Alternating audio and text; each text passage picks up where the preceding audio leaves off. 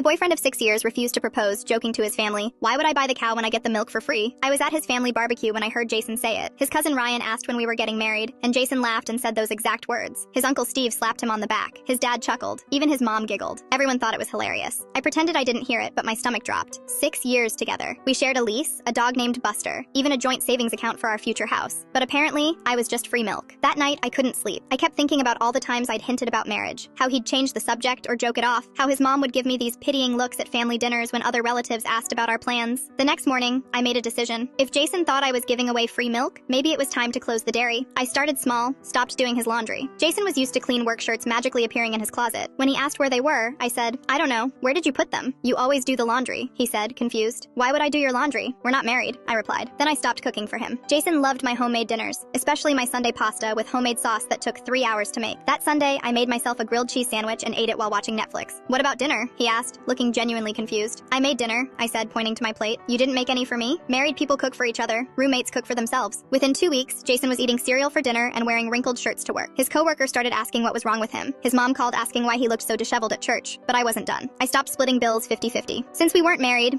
I decided we should pay based on what we actually used. Jason played video games for 4 hours every night, so I calculated his portion of the electric bill. He took hour-long showers while I took 5-minute ones, so he got charged extra for hot water. I even started charging him for toilet paper, soap, and coffee pods. I kept detailed receipts for everything and presented him with monthly invoices. "This is ridiculous," he said when I handed him an itemized bill for $847. "Why?" I asked. "We're not married. We're just roommates who sleep together sometimes. Roommates split expenses fairly." "You're being crazy." "Crazy? I'm being practical. Why should I subsidize your lifestyle when you won't commit to me?" That's when Jason started panicking. He bought me flowers from the expensive florist instead of the grocery store, took me to fancy restaurants, even suggested we look at rings online. But I had a better plan brewing. See, while Jason was trying to win me back, I'd been talking to his cousin Ryan, the one who asked about marriage at the barbecue. Ryan felt terrible about laughing at Jason's joke. He also mentioned something interesting. Jason had been looking at engagement rings for months. He'd saved up $8,000 and even asked Ryan to help him plan a proposal for my birthday next month. So Jason was planning to propose all along, but still made that joke to look cool in front of his family. He was willing to humiliate me publicly just to get some laughs from his relatives. That made it even worse. My birthday came. Jason took me to Romano's, our favorite Italian place where we had our first date. He was nervous all night, barely touching his food. During dessert, he got down on one knee right there in the dining room and pulled out a beautiful diamond ring. "Lisa, you're the love of my life. Will you marry me?" he said, hands shaking. The whole restaurant was watching. People had their phones out recording. The waiter stopped serving other tables. Even the kitchen staff peeked out to watch. I looked at the ring. It was gorgeous. Exactly what I would have picked. Then at Jason's hopeful face. Then at all the strangers waiting for my answer. I smiled really big and said loud enough for everyone to hear, "Jason, why would I buy the cow when I can get the milk for free?" The restaurant went dead silent. Jason's face turned bright red. Someone's fork clattered onto their plate. A woman gasped. I stood up, grabbed my purse, and walked out while Jason knelt there holding his ring, looking like someone had just punched him in the gut.